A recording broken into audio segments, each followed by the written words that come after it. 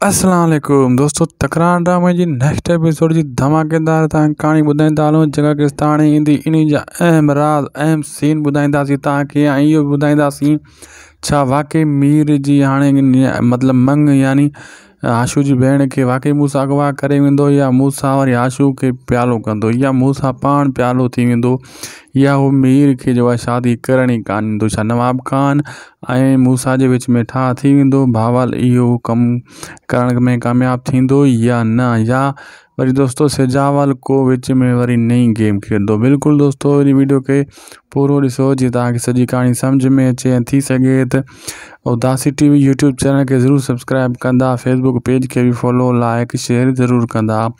बिल्कुलु दोस्तों तव्हांखे मैं ॿुधायो त नवाब खान मूंसां जे लाइ मुसीबतूं पैदा कंदो, लेकिन मूंसां कीअं बि करे ॾिठो तव्हां पुॼी वियो। हाणे भावल ओॾे वेंदो, भावल ॻाल्हियूं कंदो ऐं नवाब खान ॻाल्हाइण में राज़ी थी वेंदो, चवंदो मां ॻाल्हाइण लाइ तयारु आहियां, तव्हां पंहिंजा माण्हू घुरायो।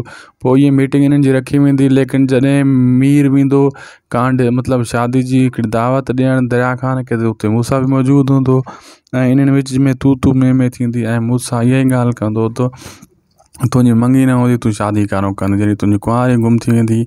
लेकिन धमकी ॾेई करे तो मीर मूंसां खे मोटी ईंदो ऐं आशू खे अगाह करे छॾींदो, इहा ई ॻाल्हि कंदो त तूं होशियारु थी ऐं मूंसां गंद कंदो। हाणे होशियारु जेको आहे इहो थींदो बिल्कुलु आशू, लेकिन मूंसां हिकिड़ी चाल सां अहिड़े हिसाब सां इन शादी में खलल विझण जी कोशिशि कंदो ऐं इन शादी खे पूरी ताक़त सां पूरे ज़हन सां रोकण जी कोशिशि कंदो। हाणे मीर ऐं जेको आशू जे लाइ वॾियूं मुसीबतूं मूंसां खड़ियूं कंदो, ऐं जॾहिं हुनजो नवाब खान सां ठा थियण जी थींदो त हिन जे लाइ मुसीबतूं शुरू थी वेंदियूं। ऐं सिजावल खान इहा गेम परे खां वेही ॾिसंदो त हाणे मूंसां करे छा थो, नवाब खान छा थो करे, मीर ऐं आशू छा कंदा। अहिड़े हिसाब सां इहे नेक्स्ट एपिसोड में सीन तव्हांखे ॾिसण में मिलंदा। दोस्तों असांजी वीडियो पुॼाणी ते असांखे ॾींदा इजाज़त। ख़ुदा हाफ़िज़।